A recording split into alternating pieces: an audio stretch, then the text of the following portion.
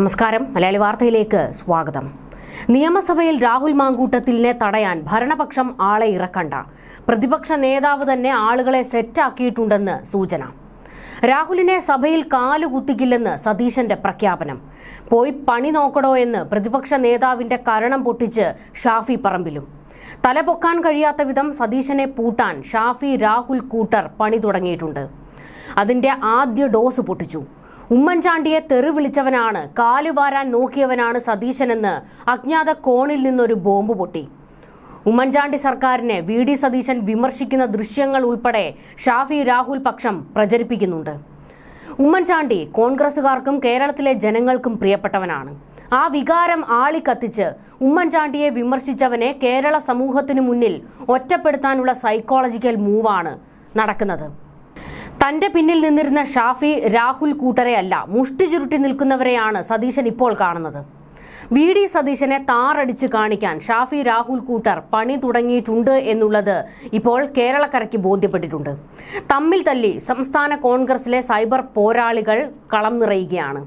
VD. Satheesan, Shafi Parambil, Rahul Mamkootathil പക്ഷങ്ങൾ വലിയ പോർവിളിയും തെറിവിളിയുമാണ് cyber ഇടത്തിൽ നടത്തുന്നത്.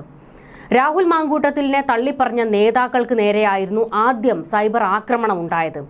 പിന്നീട് പ്രതിപക്ഷ നേതാവ് വി.ഡി. സതീശനായി ഷാഫി രാഹുൽ പക്ഷത്തിന്റെ മുഖ്യ ശത്രു. KPCC ഡിജിറ്റൽ മീഡിയ വിഭാഗത്തിലെ ചില അംഗങ്ങളുടെ നേതൃത്വത്തിലാണ് കടന്നാക്രമണം നടക്കുന്നത്. വി.ഡി. സതീശൻ പക്ഷവും പോരിനിറങ്ങിയതോടെ സമൂഹ മാധ്യമങ്ങളിൽ കോൺഗ്രസ് സൈബർ പോരാളികൾ തമ്മിൽ തർക്കം രൂക്ഷമായിരിക്കുകയാണ്. അതിനിടയിൽ ഇതേ സംഘം രാഹുൽ മാങ്കൂട്ടത്തിലിന് അനുകൂലമായ പ്രചാരണവും തുടങ്ങിയിട്ടുണ്ട്. വി.ഡി. സതീശനെതിരായ സൈബർ ആക്രമണങ്ങൾക്ക് പിന്നിൽ രാഹുൽ അനുയായികളാണ് എന്നുള്ള വിമർശനം പാർട്ടിയിൽ വി.ഡി. സതീശൻ പക്ഷം ഇപ്പോൾ ഉയർത്തിയിട്ടുണ്ട്. വിഷയത്തിൽ പ്രതിപക്ഷ നേതാവിനെ പ്രതിരോധിക്കാൻ മറ്റ് നേതാക്കൾ തയ്യാറാകാത്തതും കോൺഗ്രസിൽ ഉൾപോര് കടുക്കുന്നതിന്റെ ലക്ഷണമായി വിലയിരുത്തപ്പെടുന്നു. തനിക്കെതിരെ ഉയർന്ന കടുത്ത വിമർശനങ്ങളെയും തൽക്കാലം വകവയ്ക്കുന്നില്ല എന്നാണ് സതീശന്റെ നിലപാട്. ഘോര യുദ്ധം തന്നെ നടന്നാലും രാഹുലിനെ സഭയിൽ എത്തിക്കില്ല എന്ന് കട്ടായം പ്രഖ്യാപിച്ചിരിക്കുകയാണ് സതീശൻ. താൻ കണക്ക് കൂട്ടുന്നത് നടന്നില്ലെങ്കിൽ അറ്റകൈ പ്രയോഗിക്കും വി.ഡി. സതീശൻ. കോൺഗ്രസ് ജീവിക്കുന്നത് റീലുകളിലല്ല, രാഹുൽ വിഷയം അടഞ്ഞ അധ്യായമാണെന്ന് കഴിഞ്ഞ ദിവസം പ്രതിപക്ഷ നേതാവ് മാധ്യമങ്ങളോട് പ്രതികരിച്ചിരുന്നു.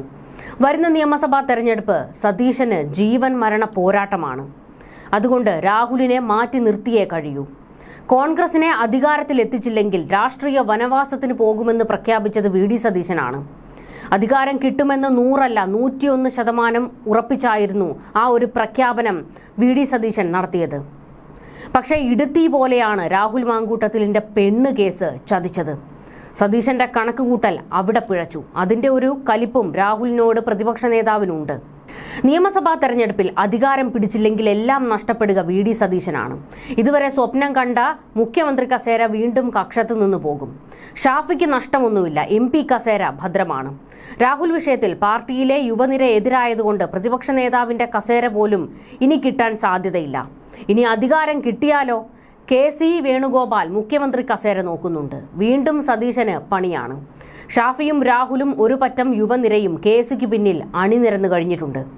ആകെയുള്ള വഴി ജനങ്ങളുടെ പ്രീതി പിടിച്ചു പറ്റുക എന്നുള്ളതാണ്. അങ്ങനെ അധികാരത്തിലേറുക, മുഖ്യമന്ത്രി കസേര പിടിക്കുക, ഇതാണ് വി.ഡി. സതീശൻ സ്വപ്നം കാണുന്നത്. പിണറായി സർക്കാരിന്റെ അഴിമതികളും തെറ്റുകളും പിടിപ്പുകേടുകളും ചൂണ്ടിക്കാണിക്കാനുള്ള അവസാന അവസരമാണ് നിയമസഭാ സമ്മേളനം.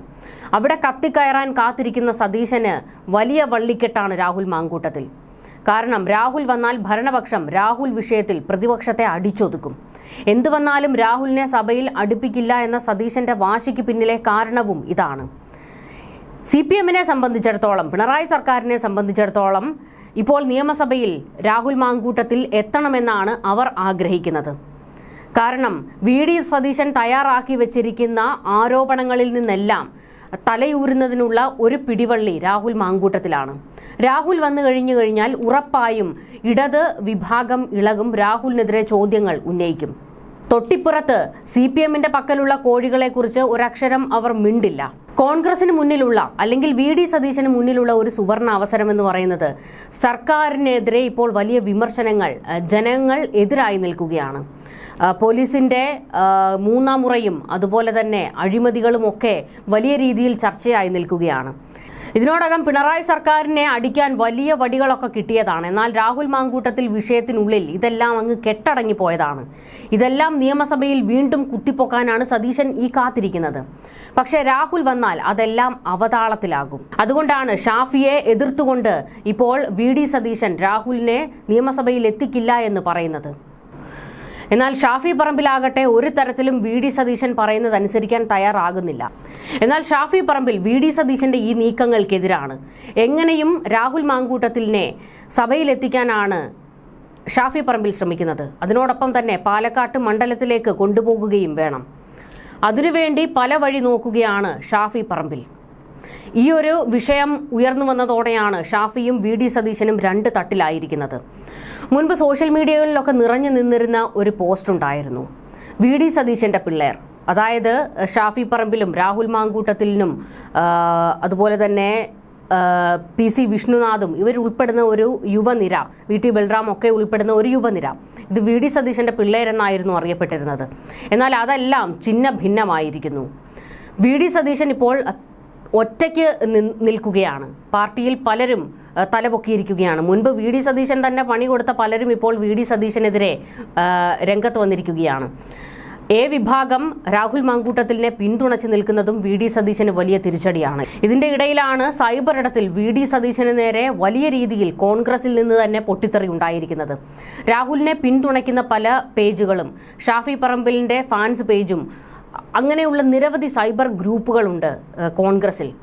ഈ ഗ്രൂപ്പുകളെല്ലാം തന്നെ വി.ഡി. സതീശനെതിരെ തിരിഞ്ഞിരിക്കുകയാണ്. റിനി എന്ന് പറയുന്ന ആ പെൺകുട്ടിയെ ഇറക്കി വിഷയം ഇത്ര കത്തിച്ചത് വി.ഡി. സതീശനാണ് എന്ന ഒരു ആരോപണം വരെ നിൽക്കുന്നുണ്ട്. കെ.സിക്കൊപ്പം ഷാഫിയും രാഹുലും കാലുമാറിയപ്പോൾ ഇരുവരെയും തകർക്കാൻ വേണ്ടി വി.ഡി. സതീശൻ കൊണ്ടുവന്ന കഥയാണ് ഇതൊക്കെ എന്ന വലിയ ആരോപണം സൈബറിടത്തിൽ കിടന്ന് കറങ്ങുന്നുണ്ട്. ഇതെല്ലാം തന്നെ വലിയ രീതിയിൽ വി.ഡി. സതീശനെതിരാകുകയാണ്. അതിനേക്കാൾ വലിയ പണി കിട്ടാൻ പോകുന്നത് ഉമ്മൻചാണ്ടിയെ വിമർശിച്ച, ഉമ്മൻചാണ്ടിയെ തെറിവിളിച്ച, അദ്ദേഹത്തിന്റെ ഭരണത്തെ എതിർത്ത വി.ഡി. സതീശനെ എന്തിന് കോൺഗ്രസും അണികളും പിന്തുണയ്ക്കണം എന്നുള്ള ഒരു ചോദ്യം കൂടി ഉയരുകയാണ്. ഇതെല്ലാം കത്തിച്ചുവിട്ടത് ഷാഫിയുടെയും രാഹുലിന്റെയും സൈബർ ഗ്രൂപ്പുകളാണ് എന്നുള്ളത് ഏതാണ്ട് വ്യക്തമായിട്ടുണ്ട്.